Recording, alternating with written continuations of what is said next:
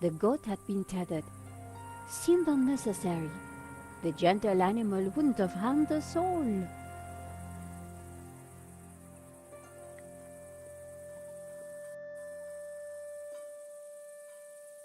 The wind chime looked like it was made from old cans. I wondered if it was Ramon's handiwork.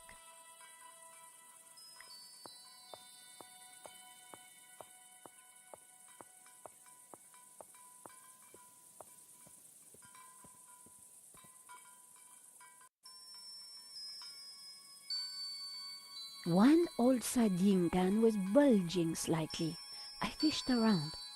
There was something in it.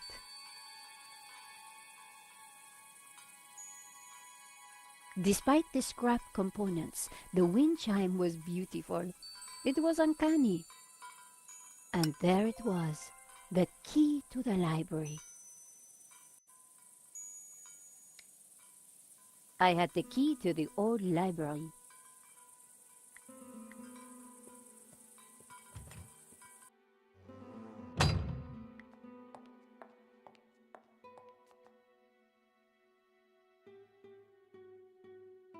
I found your key.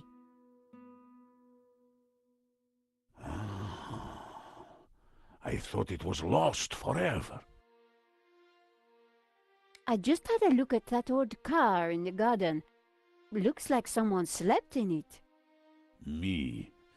When I returned, I couldn't bear the house at night. So, I slept in the car. Do you want to be with me when I open the door? No. Some things are better left in the past. And anyway, I must look out for Eva. Do you know Eva well? No, I only just met her. Senor Marquez brought her with him. They don't talk much, but she knows how to handle a gun.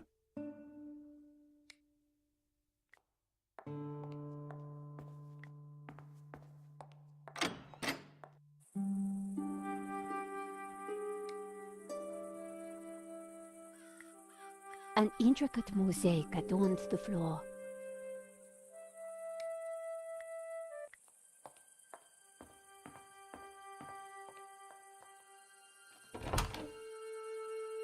Ramon had been true to his word.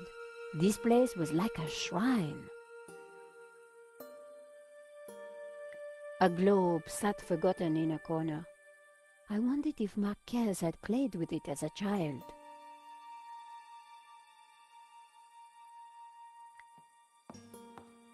The old armor was in pride of place. Genon clearly hadn't moved it. The tapestry had been flung to one side. The table had been cleared. An empty frame rested against the wall. When they left, Genon's soldiers probably took everything of value. Books were still stacked neatly in the bookcase. More were scattered on the floor.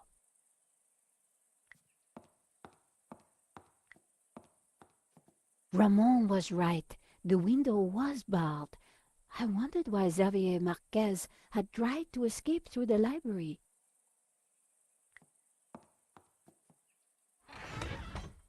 The trunk contained someone's personal possessions. At a guess, Genon's. I wondered what secrets they might hold. The hat looked battered and old. I wondered if it had belonged to the mysterious Genon. A pair of well-worn boots. There was an old map at the top of the trunk.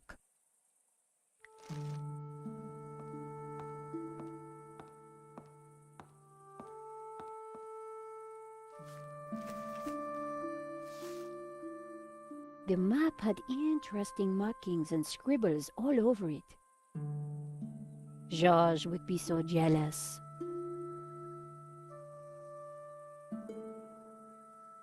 So, what is this place, Senor?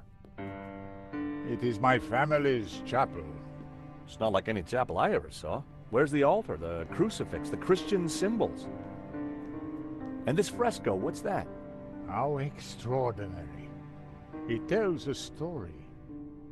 It depicts the journey of my ancestors, the Cathars, and their escape from the hilltop fortress of Montsegur with the Tabula Veritatis, from under the very noses of the soldiers of the Albigensian Crusade.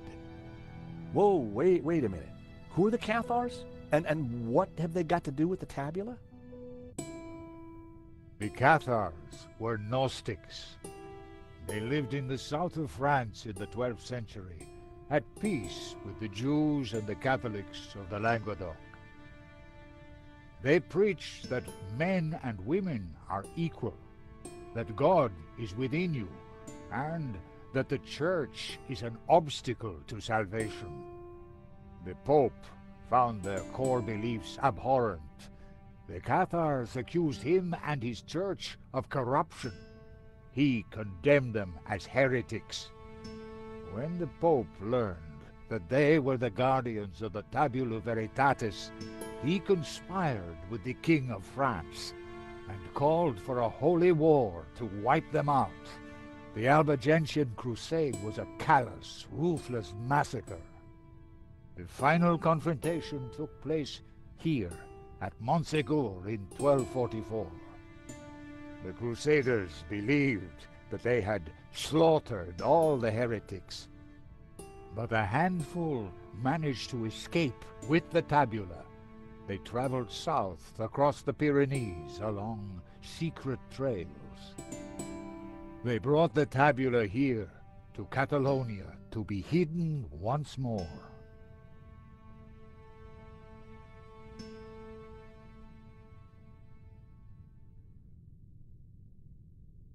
Sadly, it was not the end of their trials. The Spanish Inquisition saw to that. Nevertheless, for generations, my ancestors continued to guard the secret of the tabula. So, you understand why La Maledizio is important to me. It will lead us to the tabula again, so we can keep it safe from those who wish to abuse its power. The painting brought us up here, Senor. We need to find out why.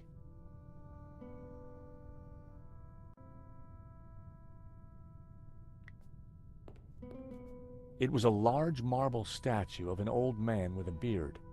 The statue held aloft a colored glass lens. These statues... What of them? They're just like the figures in the painting, and on the fireplace. Indeed, they are the two pillars of the Gnostic faith in harmony. And the bearded one is Yahweh, Jehovah, God of the physical world.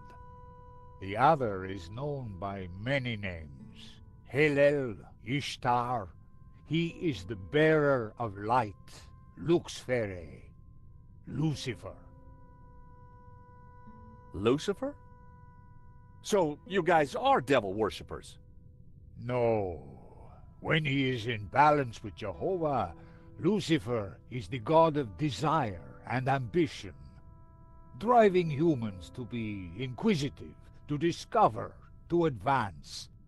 Just as Jehovah, when he is in balance with Lucifer, is the god of order.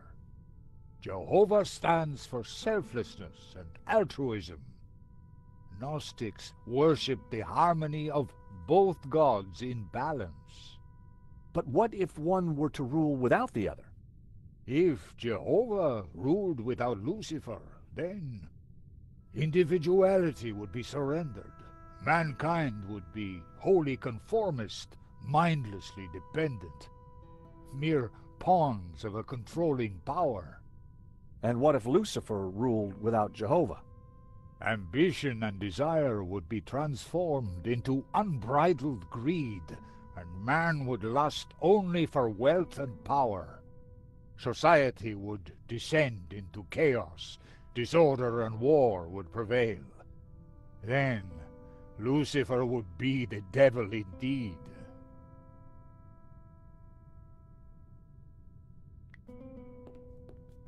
Marquez had told me that this statue was of Jehovah.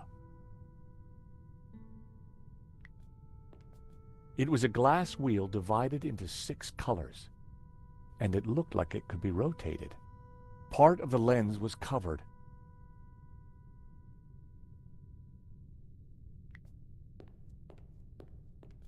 Marquez had told me that this was a statue of Lucifer.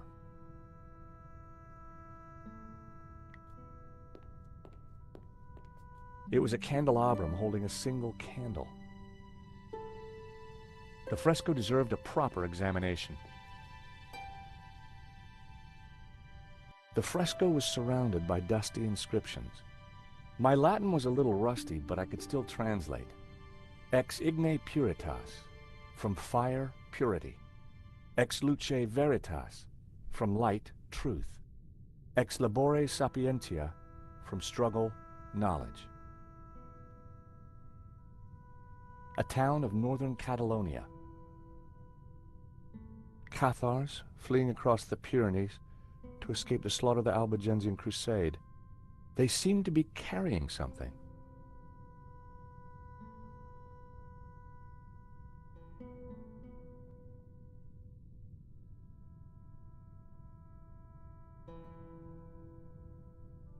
Cathars being burned at the stake. Knights of the Albigensian Crusade.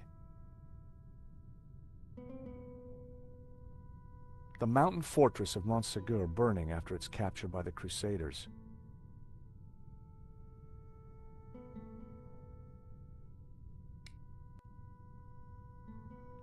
Senor Marquez?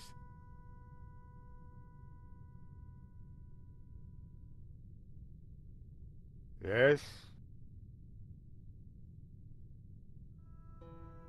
Why was this room so well hidden? After Montségur, my ancestors were very careful about announcing their presence. Even I, as a boy, knew nothing of this place. Take a look at this. I don't think that will help us. Sure you don't want a cookie? I am sure. Take a look at this. That does not interest me. Take a look at this. I... Are you sure you don't want your medallion back? I am sure. I know you will find a use for it. This fresco means something. I know it.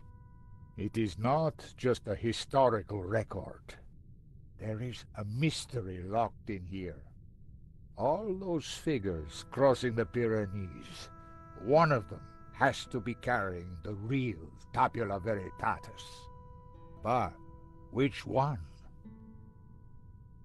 So, Jehovah, he's God, isn't he? He is the central figure in Abrahamic religions, but he represents just one aspect of our Gnostic beliefs, the physical world. So this statue is Satan? Not Satan, Lucifer. Okay, so not evil? The Church demonized Lucifer to suit their own ends. He represents the spiritual and intellectual elements of the world. Good and evil are simply products of the human condition. You talk about balance. What does that mean? Harmony comes from the balance of Jehovah, who offers order, and Lucifer, who brings ambition. Only under their dual influence will man become enlightened, see the light. So you say the Cathars are Gnostics? The Cathars were a medieval religious movement based on Gnosticism. Nowadays, we simply call ourselves Gnostics. So the tabula is the key to the power of God? Yes, it is an object of tremendous power. Wow, this Albigensian crusade sure must have been a bloody affair. Few were spared. But it was only one episode in 2 millennia of persecution.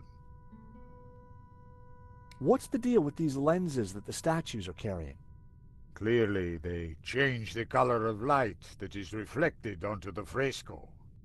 But why? And why the different colors? Does all that colored light falling on the fresco mean anything? I don't know, senor. That is why I need you to help me.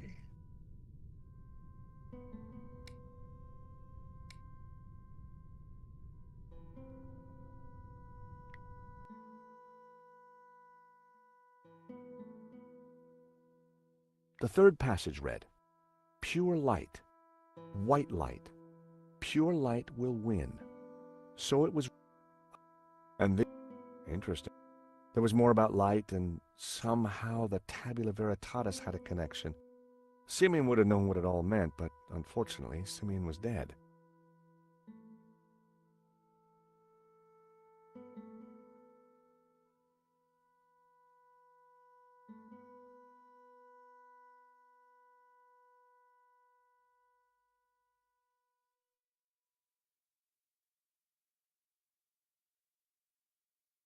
The second passage read, "And all shall know that the light of knowledge is blue, and that the light of life is green.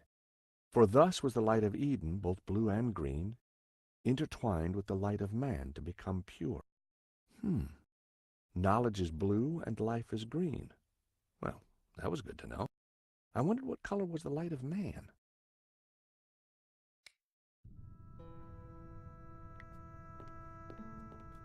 It was a glass wheel, just like the one held by the other statue. Part of the lens was covered.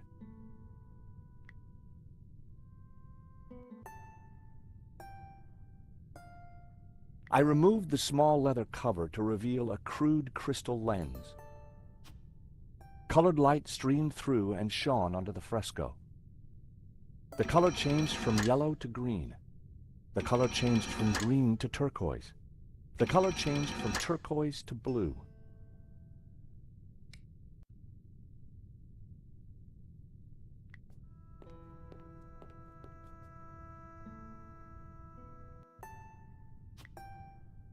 The color changed from yellow to green. Colored light from the rotating glass wheel was refracted by the lens onto the fresco.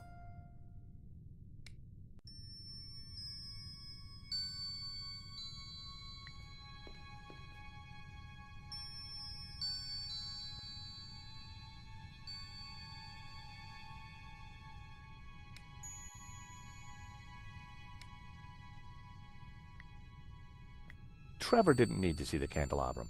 He'd already sensed its presence, a disturbance in the force.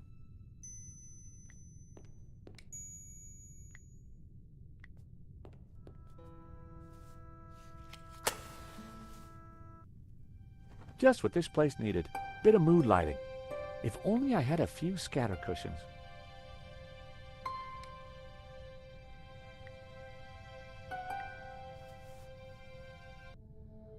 Amazing. The light is showing the path of the bonzone. The what?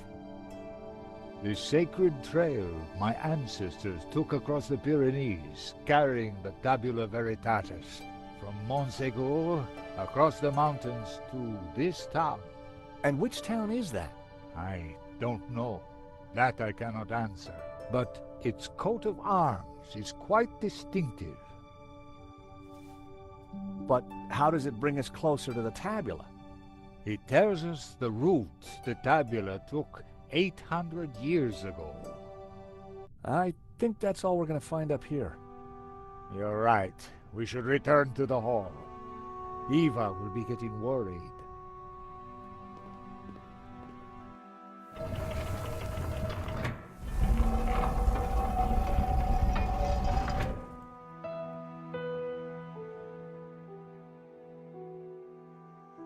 Okay, we found the route of the Bonzom Trail. How does it help us? It must somehow relate to the painting. Papa, are you crazy? What are you doing? I'm fine, don't fuss. You got me out here to look after you, so let me do it. Ramon is outside keeping watch. Georges, I'm glad you're safe. What did you find? There's a secret chapel above the fireplace. But it's not your average everyday chapel. It's a Gnostic chapel. All laid out for worshiping not one god, but two. What? I'll tell you when we have more time. You know, I found some things too, which might connect with all that.